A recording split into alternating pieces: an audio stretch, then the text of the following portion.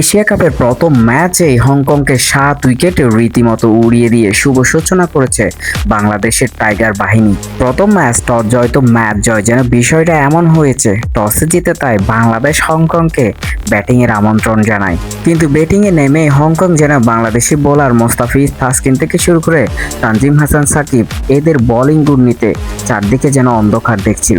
এরপরেও ওপেনার জিসান আলীর 30 run, নিজাকাতের 42 run এবং জড়ো ইনিংস খেলেন মোর্তাজার 28 রানের ইনিংসের উপর ভরসা করে 144 রান তুলতে পারে হংকং। জবাবে ব্যাট করতে নেমে 50 রানের ভিতর 2 উইকেট হারিয়ে যদিও চাপে পড়েছিল বাংলাদেশ, কিন্তু লিটন দাস আর তাওহিদ হৃদয়ের এক ধৈর্যশীল ইনিংস বাংলাদেশের ম্যাচের মোড় ঘুরিয়ে দেয়। তারা 95 রানের পার্টনারশিপ গড়ে, যে পার্টনারশিপের উপর ভিত্তি করেই রীতিমতো জয় নিয়ে মাঠ ছাড়ে টাইগার বাহিনী।